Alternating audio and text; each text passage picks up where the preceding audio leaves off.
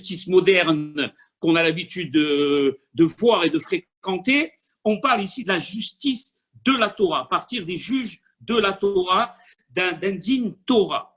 Alors, qu'est-ce qu'il nous commande la Torah? L'ota'asu avel bamishpat, on n'a pas le droit de tronquer un jugement. L'otissa pénédal, c'est-à-dire quoi l'otissa pénédal?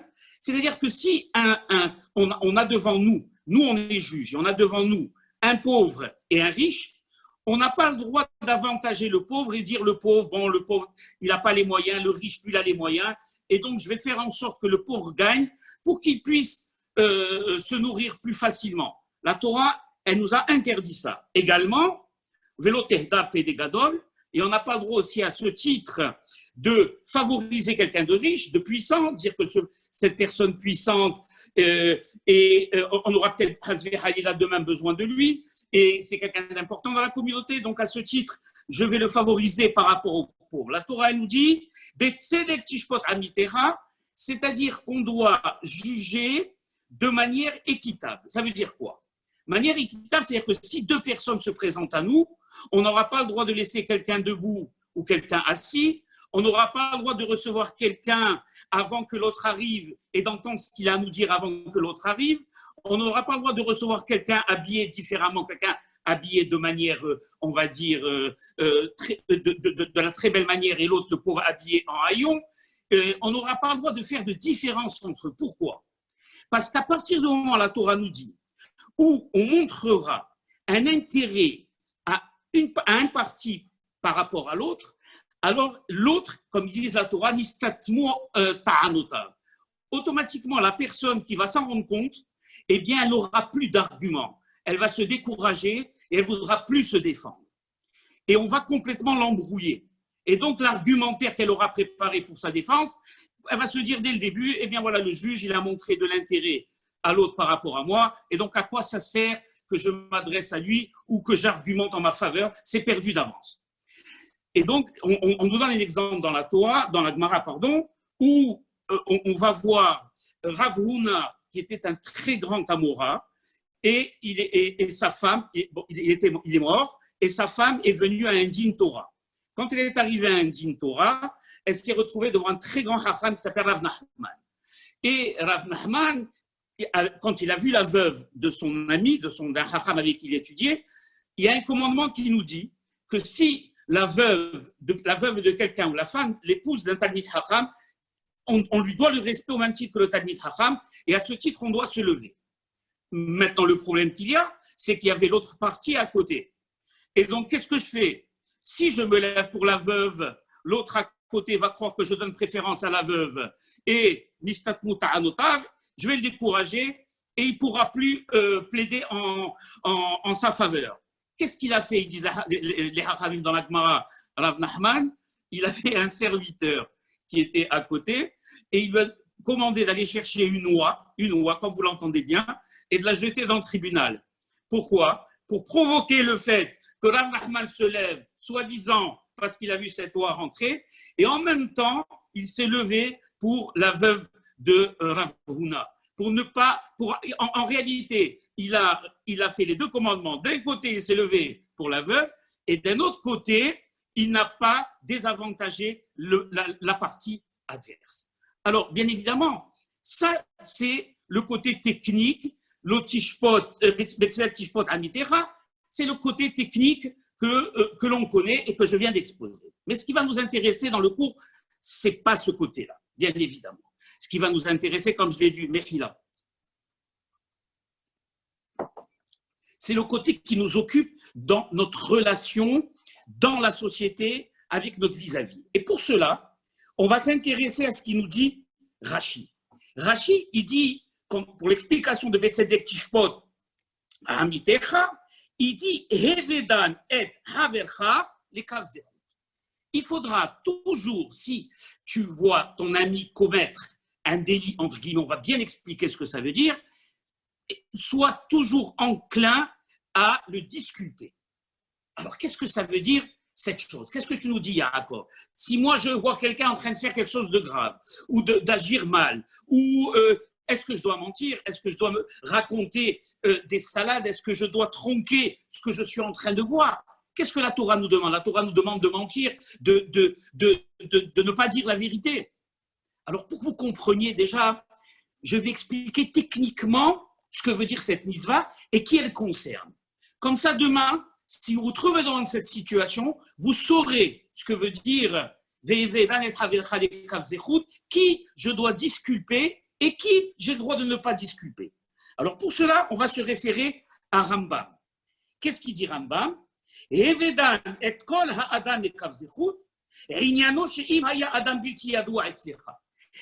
qu'est-ce que veut dire la Torah? La Torah nous enjoint de disculper une personne dont on ne connaît pas le fond profond. C'est-à-dire comment il a l'habitude de se comporter. On ne sait pas si c'est quelqu'un qui habituellement se comporte bien ou si c'est quelqu'un qui se porte mal. On va dire une personne moyenne. Comme il dit, que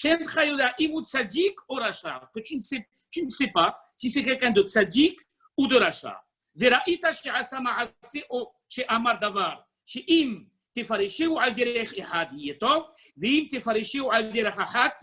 Alors écoutez bien ce que je vais dire maintenant, c'est très important. Qu'est-ce que je veux dire?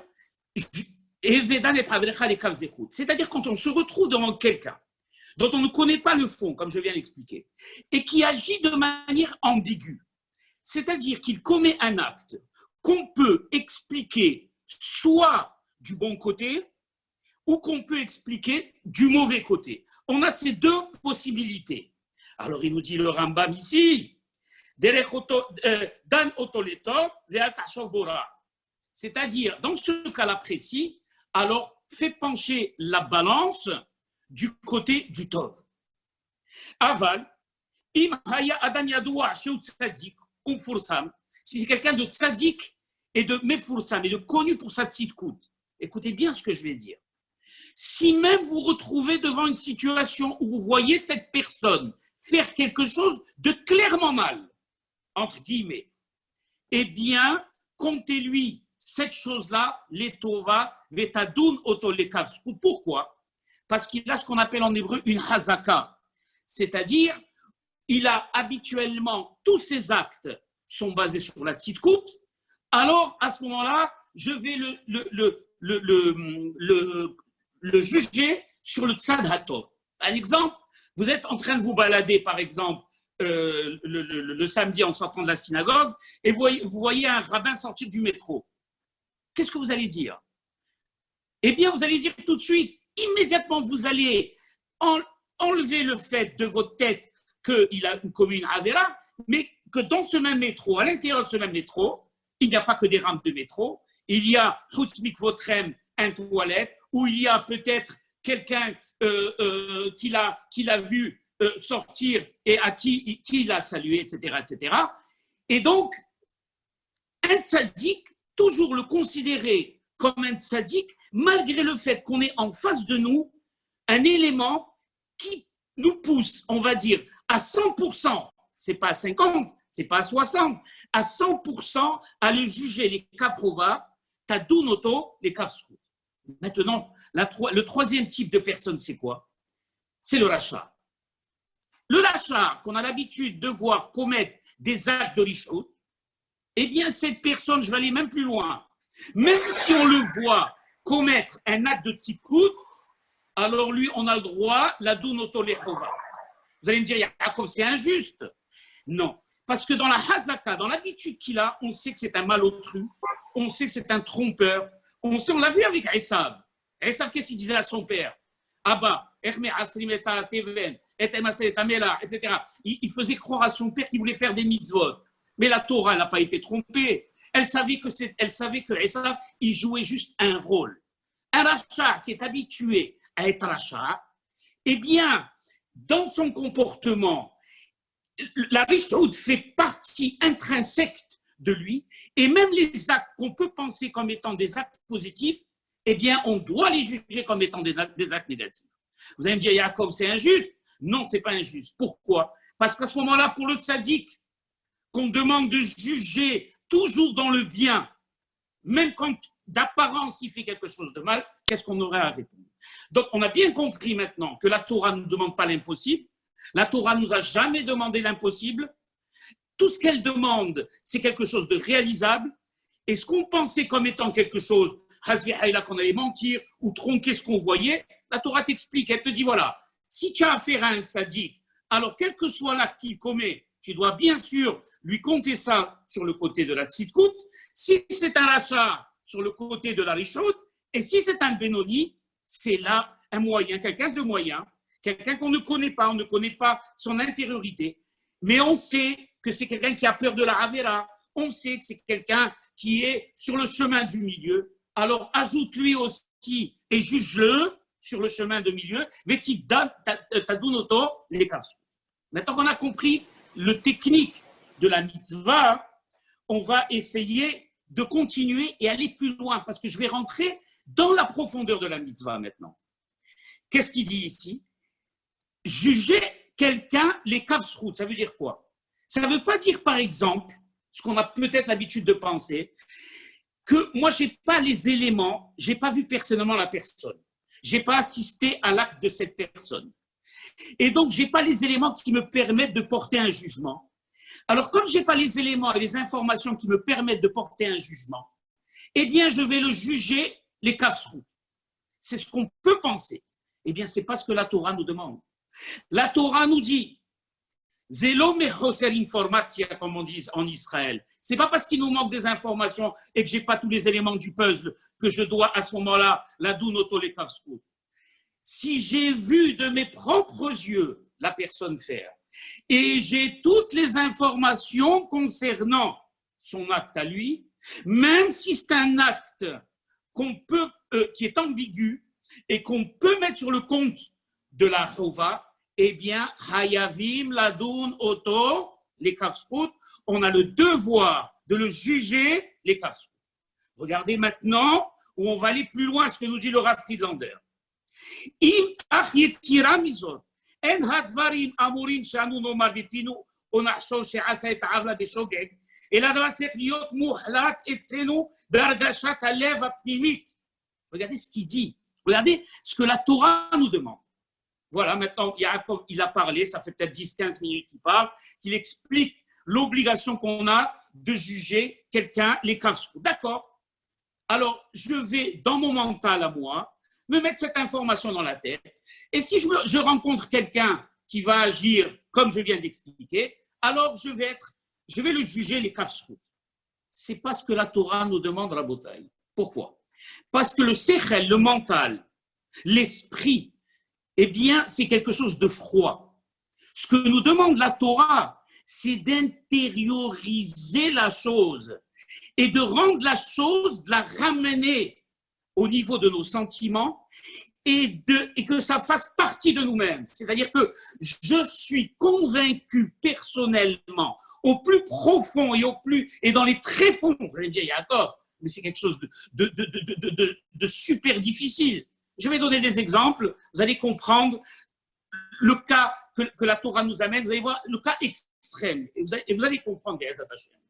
C'est-à-dire que ce que la Torah nous demande, c'est que quand on voit quelqu'un commettre un acte répréhensible, il y a humainement, je dis bien, une petite haine qui va s'installer au fond de notre cœur, mais on va se dire, c'est vrai que j'ai cette haine, qui est au fond, une petite haine, parce qu'il a fait quelque chose de répréhensible, et que moi je suis le chemin de la religion, et que le voir faire une avera, c'est quelque chose que j'arrive pas tellement à admettre. Mais la Torah, elle m'a demandé, la dunotole kafsrout, alors je vais m'exécuter.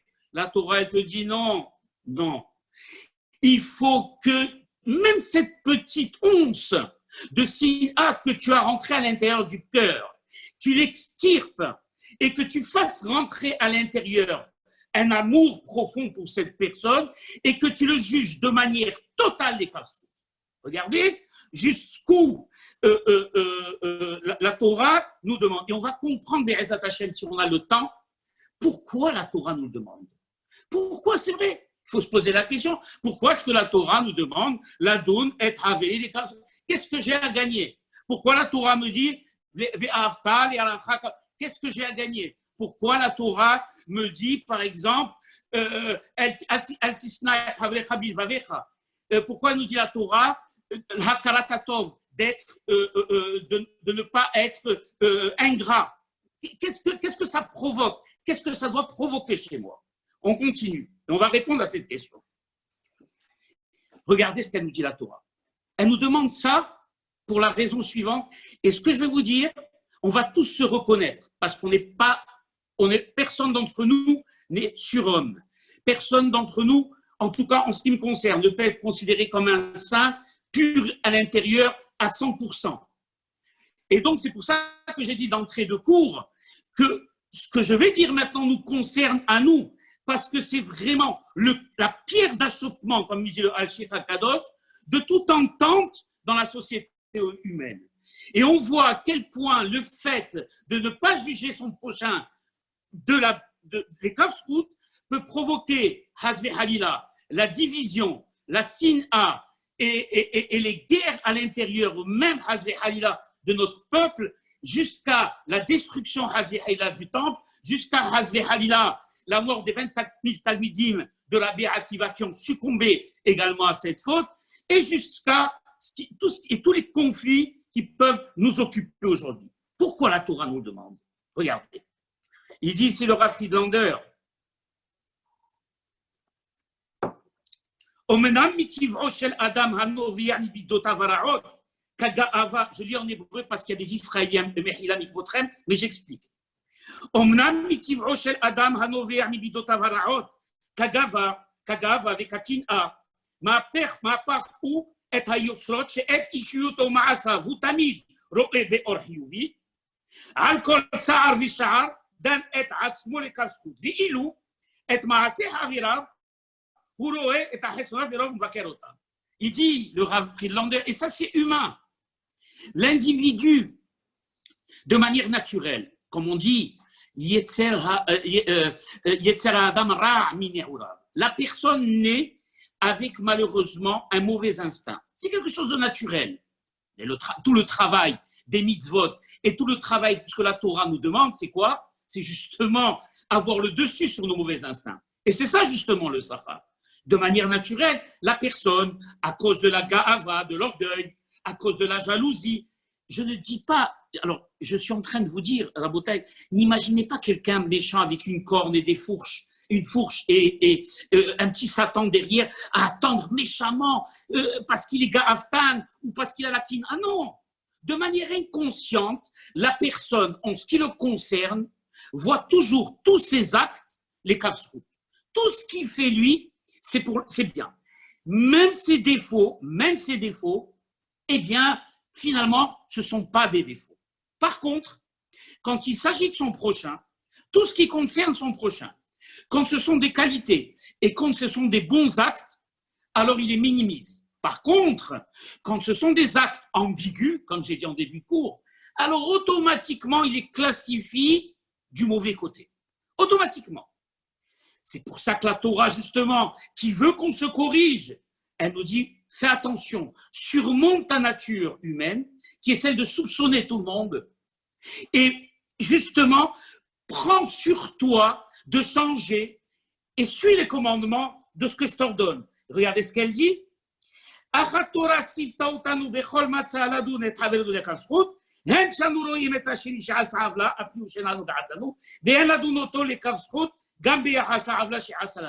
Regardez ce qu'elle nous demande la Torah. Vous allez me dire, Yaakov, c'est pas possible. La Torah nous demande non seulement de juger quelqu'un, les kafskout, quand il a commis un acte qui ne nous concerne pas à nous, qui ne nous touche pas à nous, mais également le juger, les kafskout, même s'il a commis un acte contre nous et qui nous est préjudiciable à nous. On ne parle pas encore une fois d'un rachat d'amour. On ne parle pas d'un tzaddik qui, lui, ne fera jamais de rien de préjudiciable. On parle de quelqu'un on va dire, de Benoni, du milieu. Et on continue, on dit, c'est-à-dire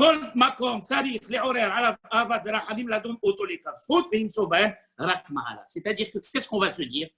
On va dire peut-être que cette personne qui a fait un acte n'était pas conscient de l'acte qu'il a fait contre nous. Tout ce que je veux vous dire maintenant, ne vous inquiétez pas, je vais l'illustrer avec des exemples parce qu'il n'y a que l'exemple qui va marquer les choses. Mais je suis malgré tout obligé de vous expliquer d'un terme technique ce que la Torah nous demande. Et donc, qu'est-ce qu'elle nous dit la Torah? Il faudra à ce moment-là que tu te dises que cette personne, elle a agi soit par inconscience, soit qu'elle ne savait pas ce qu'elle faisait, soit qu'elle ne connaissait pas la halakha, soit qu'elle l'a fait sans réfléchir. Alors regardez maintenant ce qu'elle dit. Hamistakel al havero mitoch mabat shel ahava ve'ain tova vadaï yavo ladun oto lekav zchut bechol ofen shehu kemo shelo ya'ali ala da'at sheben yadun et aviv lekav tova. Écoutez-moi bien, Rabotai, s'il vous plaît, c'est fondamental ce que je vais dire. Vous savez qu'on a cette semaine, et pendant presque toutes les semaines qui nous séparent de Matan Torah, on n'a parlé que des midot. Des midot, les midot tovot. Et la mida centrale qui revenait à chaque fois, c'était souvent Lev Tov, Ain Tova, Haver Tov, Shachen Tov. Ça veut dire quoi tout ça? Ça veut dire, Rabotai, un individu juge son prochain, écoutez bien ce que je vais dire, que par rapport à son intériorité à lui. À la limite, je vais dire, ses yeux et son intériorité à lui sont le filtre qui lui donneront une direction dans la façon de juger. Quelqu'un qui est foncièrement bon, qui est ce qu'on appelle un lev tov, qui est haver tov, qui est shachen tov, qui est dan et havero le kav zchut, eh bien, il ne verra la personne en son prochain que le bien dans toutes les situations. Et quelqu'un, malheureusement, qui a une intériorité corrompue, mauvaise, hasve halila, il n'y aura aucune occasion qui se présentera à lui, même l'acte le plus héroïque que fera son prochain, qu'il jugera de la bonne manière. Donc on se rend compte que pour pouvoir juger qui que ce soit, il faut déjà se juger soi-même. Il faut déjà se sonder soi-même. Il faut déjà s'analyser soi-même. Il faut déjà, comme ils disent les Hachamim, acquérir par notre travail, par nos mitzvot, par la Torah, toute la bonté possible, l'intérioriser, travailler dessus pour qu'elle fasse partie de nous-mêmes. Et à partir de là, quand on aura acquis un minimum pour certains ou un maximum pour d'autres, alors on verra dans toutes les situations, et on va voir l'exemple tout à l'heure, et on le jugera toujours quelqu'un, les kav zchut. Chaque situation qui se présentera à nous, on écartera toujours le mauvais côté. Et alors, il y aura quelqu'un à côté de nous qui dit « Non, mais Jacob, tu n'as pas des yeux, tu ne vois pas. Mais regarde, moi, je ne vois pas du tout la chose de la même manière que toi. Pourquoi tu ne vois pas la chose de la même manière que moi? Parce que ton intériorité à toi, tes yeux à toi, sont le filtre que tu n'as pas corrigé, sont le filtre qui vont t'indiquer à toi la mauvaise façon de voir. » C'est pour ça que dans la Torah, qu'est-ce qu'elle dit la Torah, Rabotai? Velo taturu ahare levavchem ve'ahare einechem. Et vous laisserez pas vos yeux se laisser guider par votre cœur et par vos yeux. C'est pas logique.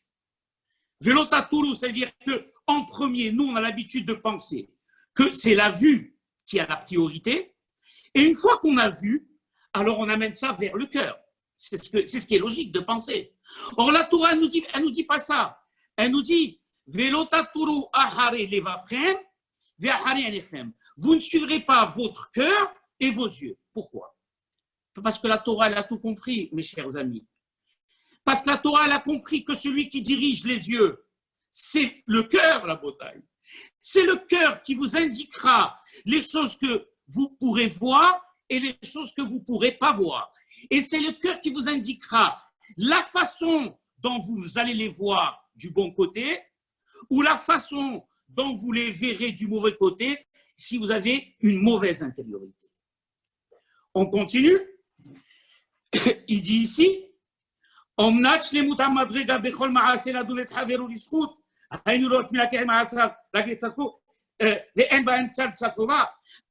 במדרגה הנמוכה ביותר, אם מתנגד איזו ספק ביבבו, אם יש בעזב ספקות טובה, רק אם ההלכה צריך לדון אותו. C'est-à-dire, qu'est-ce qu'elle nous dit la Torah? Et je vais arrêter ici pour vous donner l'exemple. La Torah nous dit, écoute, on ne te demande pas de dire, moi, au fond de moi, Béhémet, cette personne, elle agit mal. Pour moi, cet acte, il est répréhensible. Je parle toujours d'une personne moyenne. Mais comme moi, je suis quelqu'un de religieux, et comme la Torah m'a demandé la doune auto les kafskout, alors malgré les doutes qui me rongent à moi à l'intérieur, même s'ils sont inconscients, eh bien, je le jugerai les kafskout parce que la Torah m'a demandé. La Torah te dit non. Pourquoi? Parce que, croyez-moi, et la Torah connaît et sonde chaque personne, elle sait que toute impression, quelle qu'elle soit, consciente ou inconsciente, qu'on la refoule ou qu'on la refoule pas, même si on la refoule au plus profond et dans les tréfonds de notre être, malgré tout, elle restera toujours présente. Et le fait de juger cette personne, eh bien, les kafskout ne sera pas une application totale de la mitzvah. Et c'est ça le problème. Parce que si je refoule à chaque fois les mauvais sentiments que j'ai, et je me dis, je vais refouler le mauvais sentiment que j'ai, c'est vrai que cette personne, elle n'a pas agi de la bonne manière, mais comme la Torah me le demande, alors je vais la juger de la bonne manière. La Torah ne te demande pas ça. La Torah te demande d'être sincère, béhémet, et de ressentir profondément, de faire en sorte, alors tu vas me dire, Yaakov, alors qu'est-ce que je dois être un extraterrestre? Je dois changer de nature. Eh bien, vous allez rire, ou peut-être vous allez dire, Yaakov, c'est pas possible puisque tu nous demandes. Eh bien, la Torah te demande d'opter vers le changement de nature, qui est la chose la plus difficile qui existe. Qu'est-ce que ça veut dire? On sait très bien que quelqu'un ne peut pas changer de nature, et si malheureusement il a un mauvais fond, alors ce mauvais fond va l'habiter, et ça va être, la Torah te demande de commencer petit à petit, de travailler sur toi, en justement appliquant les mitzvot de la Torah. C'est pour ça que la Torah nous dit au début Shachen Tov, après Haver Tov. Au début, elle te demande d'aller vers le Shachen, le voisin, de travailler ta mida de Tov avec lui. Ensuite, d'aller vers le Haver, qui n'habite pas avec toi, qui est en dehors de toi. Et ensuite, de travailler cette mida au niveau de la société. La Torah nous demande, elle nous demande foncièrement de travailler sur nous et de nous abreuver et d'absorber le maximum de Tov pour devenir nous-mêmes Tov et pour juger les gens, les kafskout, et pour pouvoir dire demain parce que cette mitzvah dont je vous parle aujourd'hui n'est pas une mitzvah anodine.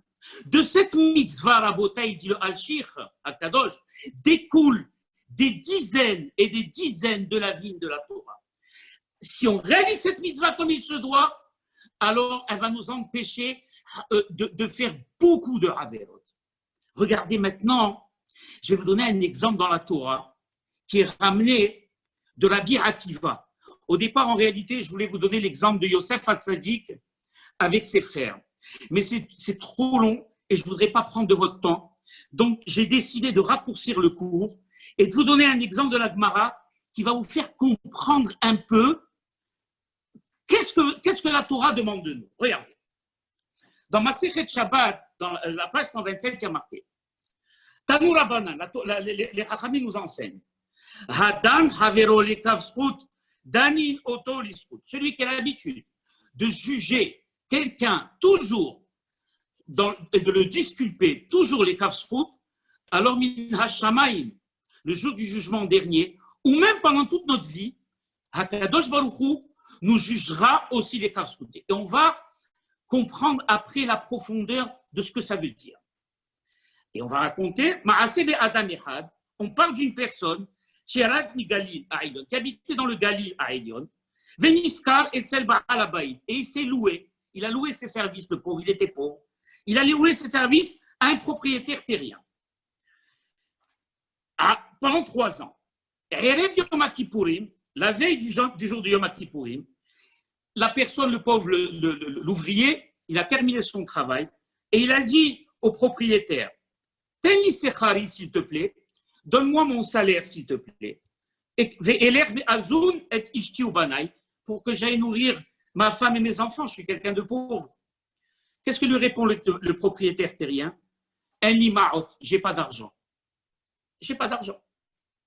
Amalo, la personne renchérit l'ouvrier, lui dit Tenni perot, donne-moi s'il te plaît des fruits. Si tu n'as pas d'argent, donne-moi des fruits. Amalo, enli.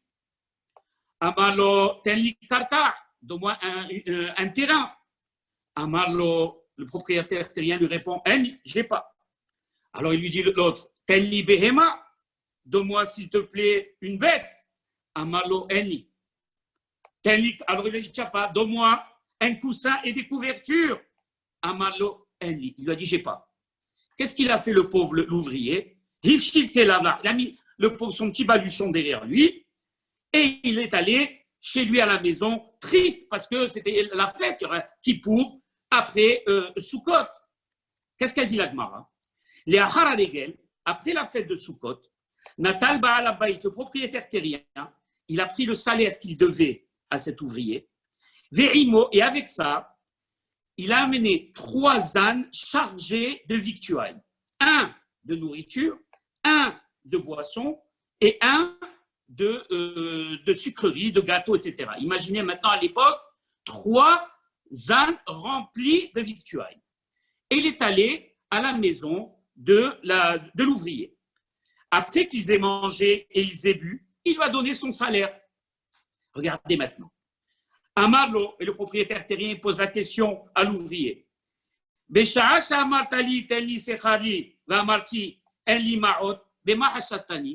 lui a dit, le propriétaire terrien, maintenant je t'en prie, laisse-moi te poser une question.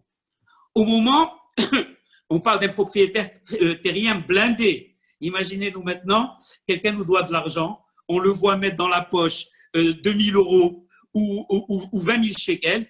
Juste au moment où on va pour lui demander, il nous dit, j'ai pas d'argent. On va dire, il est Ouassada Maboul, Shfar, c'est un bandit. Il lui dit, mais Hashatani, de quoi tu m'as soupçonné? Qu'est-ce qu'il a dit? Qu'est-ce qu'il répond? Il répond l'ouvrier, Amarti, Shema Pratmatia Bezol Nisdamne la Kartabay. Regardez ce qu'il lui répond, l'ouvrier. Il lui dit, quand tu m'as dit qu'il n'y avait pas d'argent, je me suis dit, peut-être qu'il a de l'argent, mais cet argent, eh bien, il a gardé pour acheter de la marchandise qui s'est présenté bon marché. Après, il lui dit, et au moment où tu m'as demandé de te donner une bête, quand je te dis j'ai pas de bête, en quoi tu m'as soupçonné? Qu'est-ce qu'il répond l'ouvrier? Amarti, Shema Muskeret Biadahim. J'ai dit peut-être que cette bête, eh bien, tu l'as louée à quelqu'un. Après, il lui dit, Bécha, parce que Rabotai, la Gemara nous amène un exemple où il n'a pas demandé une seule chose. Chaque chose qu'il a demandé, il a eu un refus. Alors maintenant, mettons-nous à la place de cet ouvrier pauvre qui n'a pas les moyens et qui compte sur cet argent pour nourrir sa femme et ses enfants. Rien que le premier refus, dans quel état de nerfs on aurait été et ce qu'on aurait été capable de faire à ce propriétaire. Là, on est à la deuxième chose. Pour la Béhéma, il a dit peut-être que tu as loué cette bête. Après, il continue, lui dit, au moment où je t'ai dit, donne-moi un champ. De quoi on parle ici à la Botaï? D'un propriétaire terrien. L'ouvrier, il a travaillé dans ces champs pendant 3 ans. Il a vu tous les champs que ce propriétaire terrien avait. Il a vu tous les biens qu'il avait. Et donc, il lui pose la question, donne-moi un champ. Qu'est-ce qu'il lui répond l'autre? Il lui dit, quand je t'ai dit que je n'ai pas de champ, de quoi tu m'as soupçonné? Qu'est-ce qu'il lui répond l'ouvrier? Amarti, Shema Mukhrehed Beyad Aherim. Ça veut dire quoi Mukhrehed? Dans la Gemara, vous savez il y avait des propriétaires qui donnaient leur champ en fermage. Il faut bien comprendre, mes chers amis, que je ne veux pas vous embêter avec tout la halakha. Il y a beaucoup de halakha dans cette Gemara. Mais moi, je ne vous embête pas avec la halakha. Qu'est-ce qu'il lui a dit? Au moment où je t'ai dit, donne-moi un champ, tu m'as demandé un champ, je t'ai dit non. Qu'est-ce que tu as pensé? Oui, j'ai pensé peut-être que tu avais loué ton terrain en fermage. Et donc, il n'était pas libre. Après, il lui dit, donne-moi quand je t'ai dit, je n'ai pas de fruits, de quoi tu m'as soupçonné? Il lui a dit, peut-être qu'elles ne sont pas me'ousarot. Qu'est-ce que ça veut dire me'ousarot? on a le devoir de donner le ma'aser pour les fruits. Et vous savez, dans la halakha, on n'a pas le droit de donner des fruits qui ne sont pas, on ne pouvait pas être ou sarimotam. Pourquoi? Parce que c'était la veille de Yom Kippour. Il n'y avait pas le temps nécessaire. Et on n'a pas le droit de donner des fruits dont on n'a pas prélevé la dîme à un amaretz. Pourquoi? De peur qu'il faute. Donc, il lui a dit, pourquoi je t'ai pas, en quoi je t'ai soupçonné? Je t'ai pas soupçonné. Je me suis dit peut-être que tu n'as pas eu le temps de prélever la dîme. Et pour terminer, et au moment où tu m'as demandé des coussins et des couvertures, et que je t'ai dit j'en ai pas, alors là vraiment, des coussins et des couvertures, je t'ai dit je n'ai pas. En quoi tu m'as soupçonné? Il a dit, j'ai pas soupçonné, je me suis dit peut-être que tu as été makdish et kol nechasecha. Ça veut dire quoi makdish et kol? Il y en avait à l'époque qui décidaient de sanctifier tous leurs biens, des données neder au Beth Amikdash. C'est-à-dire qu'ils disaient à Davar Ze Hekdesh, cette chose-là, je le sanctifie, c'est terminé. Elle ne lui appartient plus, elle appartient au Beth Amikdash. Mais c'est quelque chose de très rare. Alors il lui dit, au moment où je t'ai demandé, où tu m'as demandé des coussins et des couvertures, je t'ai dit que je n'en avais pas. Qu'est-ce que tu m'as soupçonné? Il lui dit, non, je n'ai pas soupçonné. J'ai seulement pensé que tu avais sanctifié toutes tes affaires au Beth Amikdash. Alors regardez ce que le Baal Habayit il lui répond. Amale avoda kafaya. Eh bien, Be'emet, c'est vrai ce que tu as dit, c'est exactement ce qui s'est passé. Hadarti et kol nechasai bishvil horkenos beni shelo asak batora ukshebati etzer havaya badrom. La vérité. Tous mes biens, je les ai sanctifiés à cause de mon fils Horkanos, qui n'a pas étudié la Torah. J'ai dit à quoi ça sert que je les laisse? Puisque lui, il est Ama'aretz, eh bien, autant que je les offre au Beth Amikdash. Qu'est-ce qu'il lui dit à la fin, cette personne? Elle lui dit, qu'est-ce qu'il lui dit?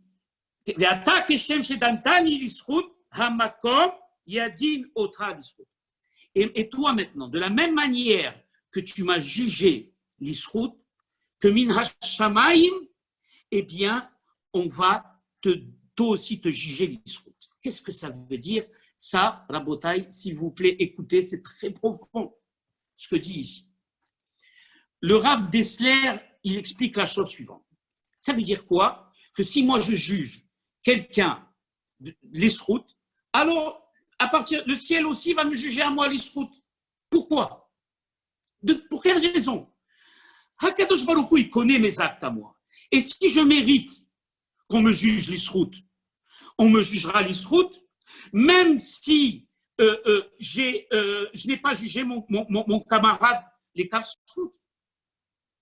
Et si on ne doit pas me juger les kafsrout, même si je juge mon camarade les kafsrout, on ne me jugera pas les kafsrout. Qu'est-ce que ça veut dire? Allez, écoutez. Il faut comprendre une chose. Un individu, quand il fait une bonne ou une mauvaise action, quelle que soit l'action, quand c'est une bonne action, il va provoquer dans les mondes supérieurs une énergie sainte. Cette énergie sainte, Rabotai, elle va aller se greffer où? Dans la racine de son âme qui est les ma'ala les ma'ala. Je vais expliquer ce que ça veut dire. Quand il fera une mauvaise action, il va ramener malheureusement de l'impureté et cette impureté va aller se greffer également dans la racine de son âme. Plus on fera de bonnes actions et plus on emplira la partie de notre âme qui est en haut de Kdusha. Et plus on fera malheureusement de mauvaises actions et plus on emplira le côté de notre âme, malheureusement, les Toum'a. Regardez ce que ça veut dire. Ça veut dire quoi? Ça veut dire que c'est nous qui fabriquons nous-mêmes notre Gan Eden et c'est nous qui fabriquons nous-mêmes notre Gehinam, notre enfer. Pourquoi?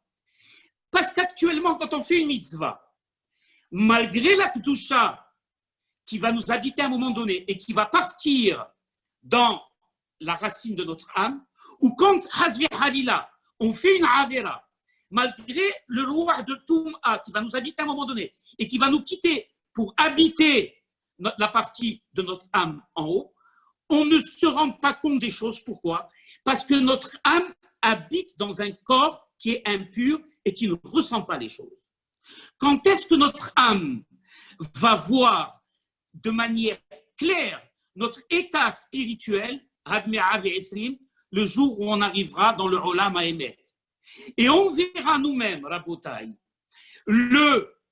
comment dirais-je, le Gan Eden qu'on s'est fabriqué ou le Gehinam qu'on s'est fabriqué. C'est quoi le Gan Eden? Ça sera toute l'énergie positive, tous les malachim et tout le bien et toute la sainteté qu'on aura créé. Et le Gehinam, ça sera malheureusement toutes les Averot et toute la Toum'a et toutes les malachim ara'im qu'on aura créé et avec qui, hasbi hayla, on devra vivre malheureusement. Mais le problème, c'est qu'à la différence du monde aujourd'hui, où on ne se rend pas compte de manière claire du mal, dans les mondes supérieurs, la Neshama, elle verra clairement toute la Toum'a qu'elle a fabriquée, et c'est cette honte à la bataille qu'elle ressentira qu'on appelle le Gehinam. Ou c'est cette joie extrême qu'on ne peut pas expliquer, qu'elle ressentira devant toute la sainteté qu'elle aura fabriquée, qu'on appellera le paradis. Revenons maintenant à c'est quoi la doune être. Pourquoi, si moi je juge quelqu'un, les caves routes, alors on va me juger à moi aussi les caves routes, comme j'ai posé la question. Par rapport à ce que je viens d'expliquer, on le comprend. C'est quoi juger quelqu'un, les caves routes? Ça veut dire, j'ai oublié de dire aussi quelque chose d'important. Quelle est la machine qui va nous aider à fabriquer la sainteté? Et quelle est la machine qui va nous aider à fabriquer l'impureté? C'est ce qu'on appelle les méthodes, les traits de caractère. Alors, si j'ai Lev Tov, si j'ai Aïn Tova, si je suis Haver Tov, si je n'ai que du Tov, une grande partie de mes midot sont construites sur le Tov. Alors les outils qui vont alimenter ma machine au travers de ma façon d'agir et de juger fabriqueront automatiquement que du Tov. Si malheureusement je suis Aïn Ra'a, Shachen Ra'a, Haver Ra'a, j'ai la Kin'a, j'ai la Ga'ava, j'ai toute cette midot Ra'ot qu'on a tous, attention, ce dont je parle moi maintenant, mes amis, c'est pas de devenir comme Rabbi. D'ailleurs, j'ai oublié de vous dire quelque chose d'important. Qui était ici le Baal Abaït? Il nous dit la Melchita de Rabbi Eliezer. Eh bien, c'est Rabbi Eliezer ben Orkanos. Et qui était l'ouvrier? C'était Rabbi Akiva, rien que lui. Avant qu'il soit déjà des Talmidei Hachamim. Donc, je reprends. Ce qu'on demande, c'est pas de devenir un saint. Ou ce qu'on demande, c'est pas d'être un être exceptionnel. Ce qu'elle nous demande la Torah, c'est d'avoir le maximum d'outils qui vont me servir à fabriquer du Tov. Et d'avoir le maximum d'outils qui vont permettre d'intérioriser ce Tov et de l'exprimer. Et donc d'acquérir au maximum Lev Tov, Aïn Tova, d'être quelqu'un de bon, Rabotai. Pourquoi? Parce que si j'ai acquis un maximum de Tov, même s'il me reste un petit peu de Ra à l'intérieur de mon cœur, quelque chose de naturel, la Kin'a, la Ga'ava, appartient à chacun d'entre nous. Ça dépend dans quelle proportion. Quand on est dans des proportions exagérées, alors c'est une catastrophe. Mais chacun d'entre nous a un peu de Kin'a, un peu de Ga'ava. Autrement, la Torah, elle ne nous aurait pas demandé de juger quelqu'un les Kavsrout si l'homme n'était pas fait justement sur ce schéma-là. Mais ce qu'elle nous dit la Torah, c'est quoi? C'est d'accumuler, d'engranger un maximum de Tov. Pourquoi? Parce que toi-même, quand tu auras accumulé un maximum de Tov, même quand écoutez bien, c'est central, même quand tu commettras quelque chose de rare, alors ce rare que tu auras commis n'aura pas provoqué un excès d'impureté qui ira se greffer dans la racine de ton âme. Et à ce moment-là, étant donné que les conséquences de l'impureté seront réduites, alors min hashamaim, on va te juger aussi les kafsrout. Vous voyez ce que ça veut dire? Ça veut dire que c'est quelque chose d'extrêmement profond. C'est nous qui fabriquons notre propre destin, tant sur cette terre que dans le Olam Haemet. C'est nous qui préparons notre accession à partir de maintenant, à partir du jour où on a eu la possibilité de choisir entre le bien et le mal, et qu'on a choisi le bien, et qu'on a choisi le Tzadator, qui avons commencé à partir de 13 ans à fabriquer notre Gan Eden. Et qui malheureusement, dans le cas contraire, on a commencé malheureusement à choisir le côté inverse. Mais Baruch Hashem, quand on parle de l'achat dans la Torah, écoutez, moi personnellement, j'ai rarement dans ma vie entière, et je ne suis pas quelqu'un de très jeune, ni de très vieux, rencontré un rachat à Gabo. Donc ce que nous dit la Torah, ça nous concerne à nous de manière totale. Je vais vous dire quelque chose de mieux encore. Vous savez, j'ai expliqué en début, maintenant dans la Mishnah, qu'il s'agissait de qui? De Rabbi Akiva. Est-ce que vous connaissez cette merveilleuse histoire de Rabbi Akiva? Rabbi Akiva, il était le berger chez le père de sa future femme. D'accord? Et il s'appelait Kalva Savoie. C'était quelqu'un d'extrêmement riche. Pourquoi on l'appelait Kalva Savoie? C'est quoi Kalva Savoie en hébreu? C'est un chien affamé, un chien rassasié. Ça veut dire quoi? Ça veut dire que quelqu'un, quand il rentrait chez lui comme un chien affamé, il ressentait une façon, c'est pas péjoratif, c'est-à-dire qu'il était tellement affamé, il lui donnait tellement à manger qu'il ressentait rassasié. Vous savez que grâce à Kalva Savoie, la ville de Jérusalem a pu tenir le siège de Rome pendant des années, tellement il était d'une richesse incommensurable. Et il avait un berger qui s'appelait Akiva, qui n'était même pas juif. Akiva, qui s'est converti. Eh bien, Rachel, la fille de Kalva Savoie, elle a vu dans ce berger, imaginez un simple berger, quelqu'un qui n'est pas quelqu'un de remarquable. Elle a vu en lui quelqu'un de discret et plein de bonnes méthodes. Qu'est-ce que ça veut dire quelqu'un de discret et plein de bonnes méthodes? Écoutez bien ce que ça veut dire. Quelqu'un de discret, c'est quoi? C'est quelqu'un qui se met en retrait et qui laisse l'autre s'exprimer. C'est-à-dire qui ne met pas en avant son orgueil, ses idées, sa façon de voir.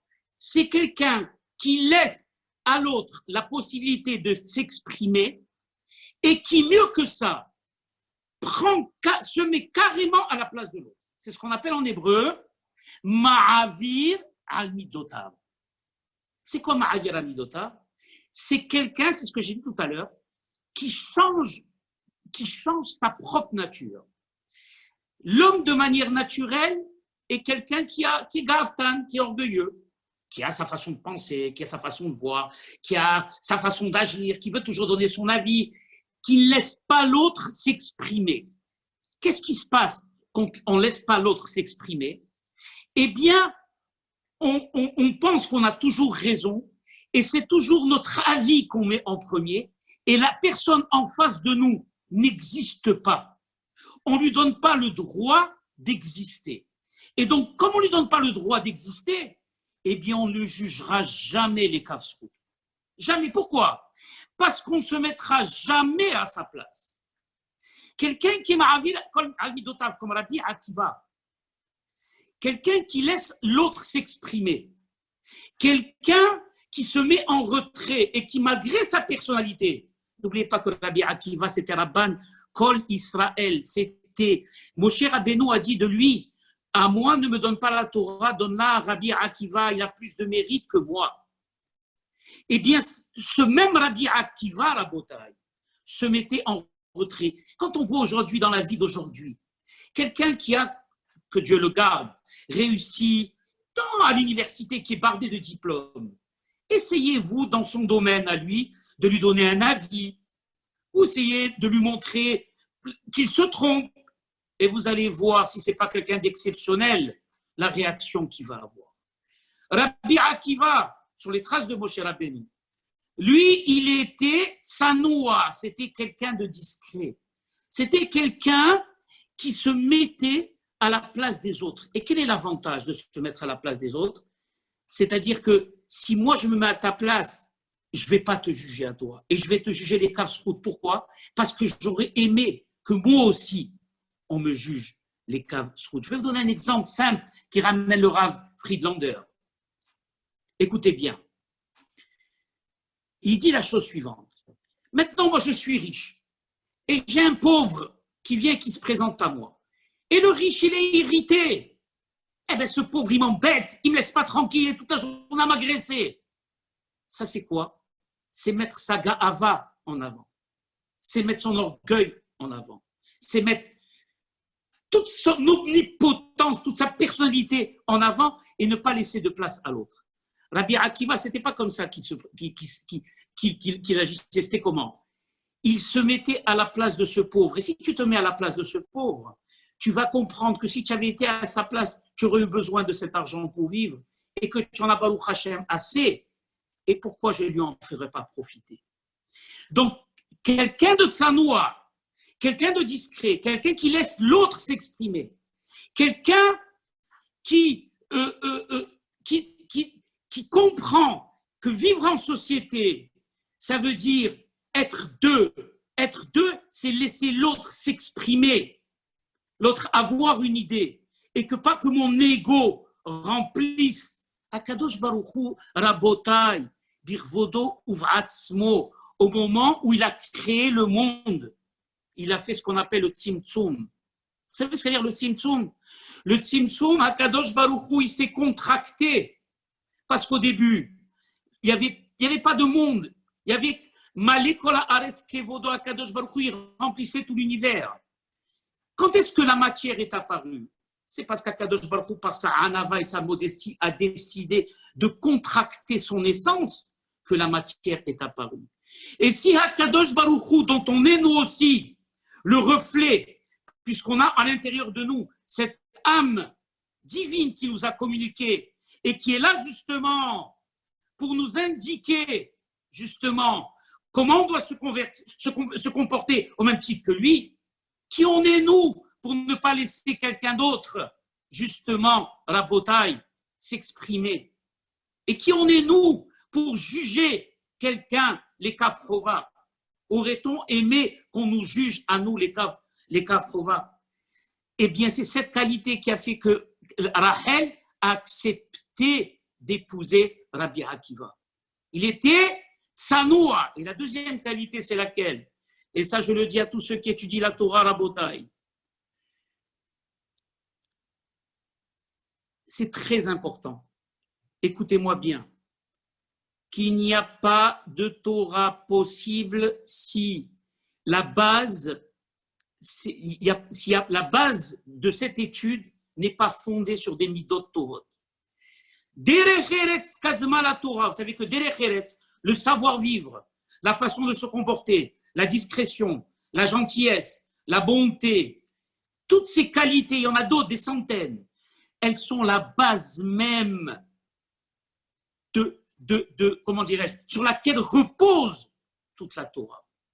Et un Talmid Chacham, ou quelqu'un qui justement veut aspire à être un Talmid Chacham, s'il n'a pas de Derech Eretz, ils disent les Chachamim, Nevela Yafa Himeno.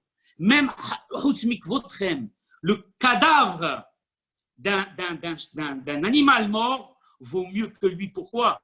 Parce qu'au moins on peut profiter de ce cadavre en lui prenant la peau ou quoi que ce soit d'autre. Regardez l'importance des midot tovot. Comme il y a marqué, Ya'arof kamatar likhi tizal katal imrati. Ya'arof kamatar likhi. C'est quoi Ya'arof kamatar likhi? Le matar, c'est quoi le matar? Le matar, c'est la pluie, une pluie forte. Ya'arov, ça veut dire que cette pluie forte, elle détruit. L'ikri, c'est quoi? C'est la Torah. Qu'est-ce qu'il nous dit ici, le Hacham? Il nous dit, la pluie, quelle est sa vertu? La pluie, elle descend sur terre de manière très brusque et elle fait pousser tout. Elle fait pousser les bonnes herbes et les mauvaises herbes. Malheureusement, les mauvaises herbes, vous le savez, elles poussent beaucoup plus vite que les bonnes herbes. Qu'est-ce qu'il vient nous dire le Hacham? Il nous dit la chose suivante. Il nous dit, si la Torah habite quelqu'un qui n'a pas travaillé sur lui, qui n'a pas fait le tri au niveau de ses midot, qui n'a pas essayé au fur et à mesure de réduire ses défauts et d'exacerber ses qualités, alors la Torah, elle aura le même effet que lui, sur lui, qu'elle a sur la terre. C'est-à-dire que non seulement elle ne lui rendra pas service, mais elle fera ressortir de manière éclatante tous ses défauts et ça deviendra la pire des personnes. C'est pour ça qu'ils disent les Hachamim. Zacha, s'il a le mérite, si c'est quelqu'un qui a travaillé sur lui, la Torah, elle est pour lui un élixir de vie. L'Ozacha, c'est un poison, la Hamad al-Islam. Rabbi Akiva, elle a vu sa femme, Rachel, qu'il avait toutes les qualités pour être un Talmid Chacham. Tous les outils pour être un Talmid Chacham. Vous savez, un artisan à la bataille, s'il n'a pas les outils, même si c'est le plus grand des artisans, il ne pourra pas exprimer son art. Si c'est un grand peintre, s'il n'a pas des pinceaux, eh bien, il ne pourra pas exprimer son art. La même chose. Un Talmid Chacham, s'il n'a pas de midot tovot, eh bien, il ne pourra jamais exprimer sa Torah et la faire, comment dirais-je, la faire jaillir et lui donner toute sa magnificence. Eh bien, Rabbi Akiva, il avait ses qualités. Et c'est pour ça que la Gemara, elle nous amène son exemple. Quel est l'être humain qui aurait pu, après 5 refus, prendre son baluchon, le mettre sur son épaule et retourner sans argent, c'est sa femme, parce que vous savez que Kalva Savoie, il avait déshérité sa fille Rachel, parce qu'elle avait épousé Rabbi Akiva, et aller prendre le risque de passer la fête sans argent, mais garder toujours une intériorité nickel. Le Tov, je suis rempli de Tov, donc quel que soit l'argument que m'apposera le Baal Habayit, je ne verrai jamais quelque chose de mal. Alors vous allez me dire, Yaakov, ça c'est des exemples extrêmes. Est-ce qu'on est nous, Rabbi Akiva? On n'est sûrement pas et certes pas Rabbi Akiva. Et on ne sera jamais Rabbi Akiva, c'est sûr et certain. On ne sera jamais Moshe Rabbeinu. Vous savez, il y a un grand sadique qui s'appelait Rabbi Zouchem Anipoli. Rabbi Zouchem Anipoli, un jour, il a dit, moi quand j'arriverai à au Olam Ha'ilyon, dans les mondes futurs, j'aurais pas peur qu'on me demande pourquoi je ne suis pas comme Moshe Rabbeinu. J'aurais peur qu'on me dise pourquoi tu n'es pas comme Zouché. Qu'est-ce que ça veut dire? Ça veut dire qu'Akadosh Baruch Hu, quand j'arriverai dans le Olam Ha'ilyon, il ne te dira pas pourquoi tu n'es pas devenu comme Rabbi Akiva ou pourquoi tu n'es pas devenu comme Moshe Rabbeinu. Parce qu'il sait très bien que c'est impossible. Chacun, Beshoresh Nishmato, il a un potentiel qu'il doit développer. L'essentiel, on n'a pas le potentiel de Moshe, nous. On n'a pas le potentiel de Rabbi Akiva. Moi, j'ai le potentiel de Yaakov Pariente. Toi, tu as le potentiel de Asher, toi de David, toi de Haïm. Ce qu'on nous reprochera, comme il a dit Rabbi Zouché, c'est de ne pas avoir développé mon potentiel. Ça veut dire quoi? De ne pas avoir tendu à être comme Rabbi Akiva. Je ne serai pas comme Rabbi Akiva. Mais rien ne t'empêche à toi d'essayer d'être comme Rabbi Akiva. Et comme on dit, si moi je décide de faire Kaza, Tanger à pied, ils disent les Hachamim qu'à partir du premier kilomètre déjà, eh bien on pourra dire que je me dirige sur Tanger. Et pourtant je suis à peine à un premier kilomètre. Mais à partir du moment où tu as pris la route pour aller, eh bien tu es considéré comme étant déjà même à Tanger. C'est pour ça que la Gemara elle dit que Rabbi Akiva, il était encore à Haaretz. À Haaretz, il est allé, écoutez bien, qui c'est qui aurait osé faire une chose pareille, Rabotai? Il était avec son fils à l'école. Imaginez, quelqu'un de 40 ans en train d'étudier avec quelqu'un de 3 ans et de 4 ans, Aleph, Bet, Gimel, Dalet. Regardez où il a mis sa gava, Rabbi Akiva, il l'a mis sous son talon. Pourquoi? Parce que son seul objectif, c'était d'intégrer cette Torah et de devenir un grand de la Torah. Et du stade de Hama Haaretz, il est passé à Rabban Shel Kol Israël. Ça prouve quoi? Ça prouve que l'homme, s'il veut, il peut. Et quand la Torah, elle nous dit la doun et havercha lekav zchut, elle t'a pas demandé de devenir comme Rabbi Akiva, mais elle t'a demandé de t'imprégner de toutes les midot possibles que la Torah t'offre, qui est Aïn Tova, Shachen Tov, Haver Tov, tous les bons conseils que la Torah te donne, de t'imprégner de ces conseils de faire rentrer Rabotai, la lumière à l'intérieur de toi, et à chaque goutte de lumière, tu chasseras une goutte d'obscurité jusqu'à atteindre le maximum de ton potentiel. Et pour ne pas qu'on se quitte comme cela, permettez-moi, Rabotai, parce que le cours est encore vraiment long et je vais m'arrêter, mais je voudrais, avant qu'on se quitte, très souvent j'ai donné des cours de Torah et vous savez tout ce que je vous ai dit, il y a beaucoup de théories dedans. Et alors quand j'ai rencontré des amis, alors je leur ai dit, tu as aimé le cours? Alors ils m'ont parlé juste du Maassé de 2 minutes ou 3 minutes que j'avais rencontré dans mon cours. Alors je lui dis, c'est tout ce que tu as retenu de ton cours, oui, Yaakov, le Maassé, tu m'as... Eh bien, c'est la vérité. Les Chachamim disent, Mashal ema davar lomé. C'est quoi Mashal ema davar lomé? C'est que ce qui reste de tout un cours que je vais donner d'1h30, ce n'est pas toute cette chose théorique que je vous ai donnée. C'est ce petit mashal. Je suis sûr que ce petit mashal que je vais vous donner, qui est extraordinairement profond, vous allez le garder au fond de vous et vous allez le partager avec tout le monde. Alors écoutez bien, il est extraordinaire ce mashal et il va nous aider à comprendre ce que c'est que la doun et havercha les kafsou. C'était une jeune femme qui s'est retrouvée à l'aéroport de Lod et elle devait prendre l'avion sûrement pour aller à une bar mitzvah. Et donc, le temps qu'on l'appelle pour monter dans l'avion, vous savez, les avions, aujourd'hui on n'a pas encore l'occasion de le remarquer, mais les avions, eh bien, ils mettent toujours du temps. Donc, la personne, elle a dit, bon, au lieu de rester à ne rien faire, elle est allée et elle a acheté un paquet de gaufrettes. Elle s'est assise et elle a commencé à manger doucement ses gaufrettes. À un moment donné, on l'appelle au micro et on lui demande d'aller tout de suite au comptoir d'El Al. Donc, elle va au comptoir d'El Al, sûrement pour un problème de billets. Elle termine ce qu'elle avait à faire au comptoir d'El Al et elle retourne à sa place. Et qu'est-ce qu'elle voit elle voit un religieux assis à sa place, en train de manger les gaufrettes. Elle est restée complètement bouche bée. Elle a dit, mais qu'est-ce que c'est que cette histoire-là? C'est pas normal. Et en plus, un religieux. Et elle a appris, bien sûr, que malheureusement, comme on entend aujourd'hui, tu as vu ce religieux, tu as vu comment il se comporte, Rahman al-Islam, tu as vu ceci, parce que les autres, ils peuvent se comporter comme ils veulent.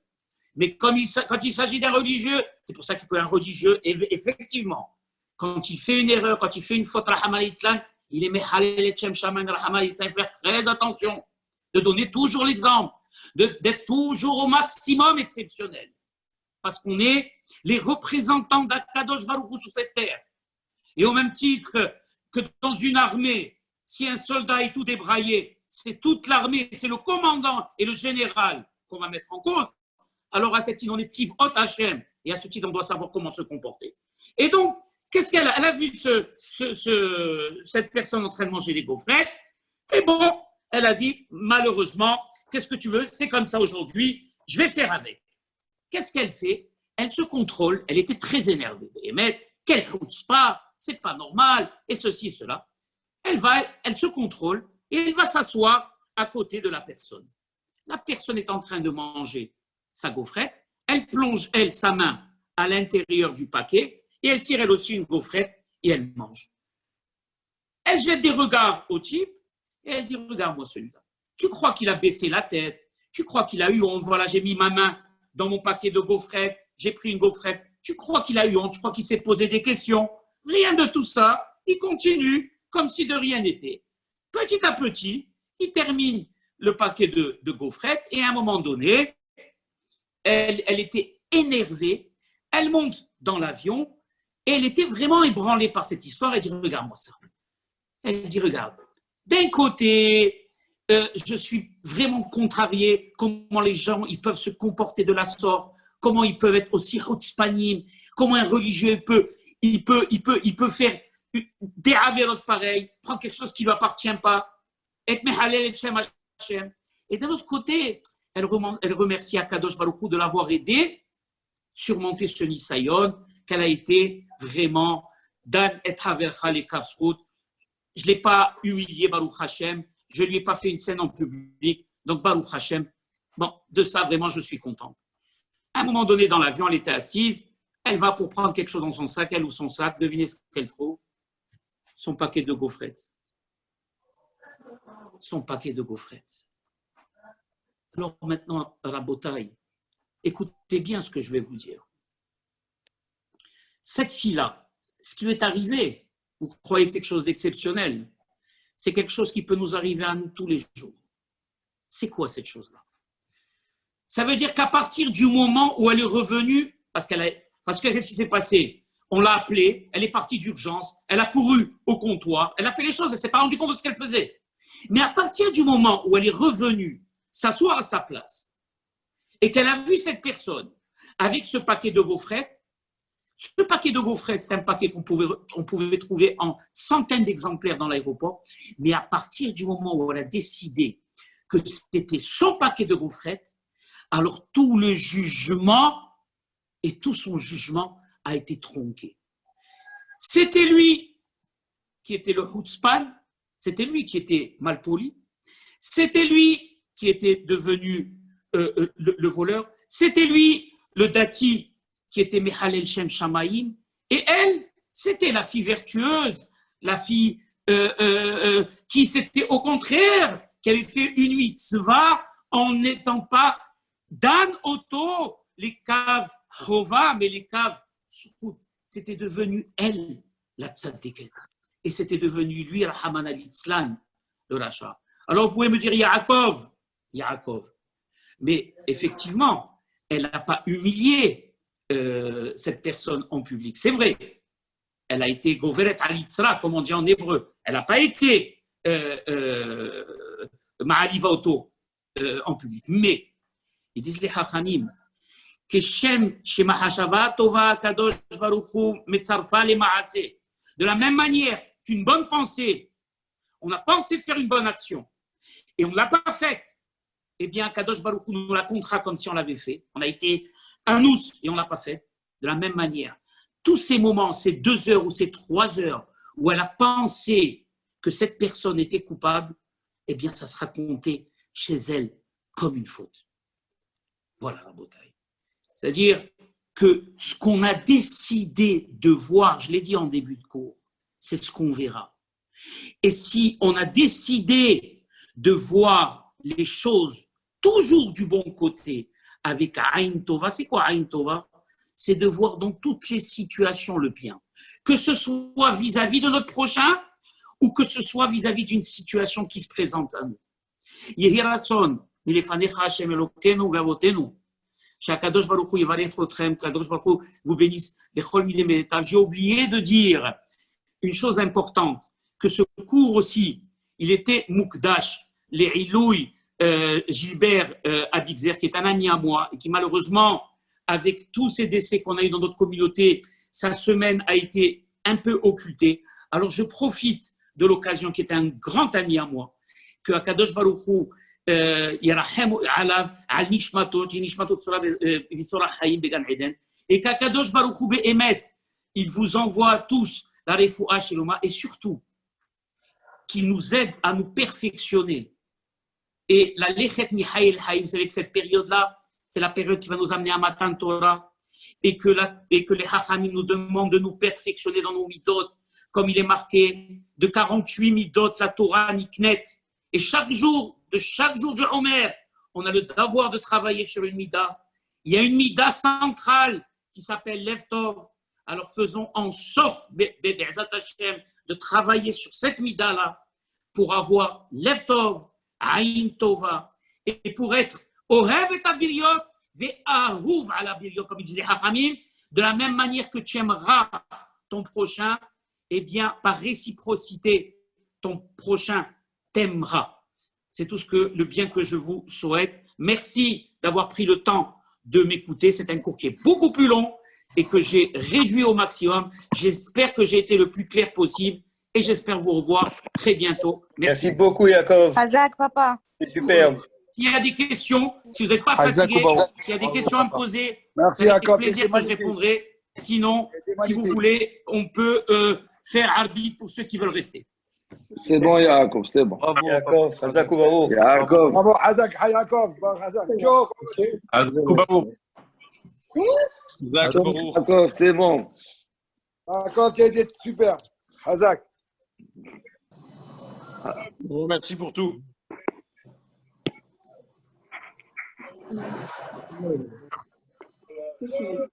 Il y a une question.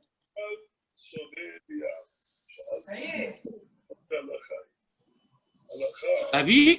Yaakov, oui, Yaakov. Ouais. Merci beaucoup, c'était superbe. Est-ce que quelqu'un veut poser des questions? Ouais. Où tu es là? Ben, appelle-moi. Est-ce que quelqu'un veut dire quelque chose? Il y a une question. Il y a une question. Yaakov? Yaakov?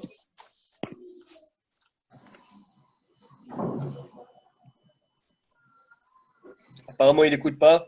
Bon. Hazak Ubaruch.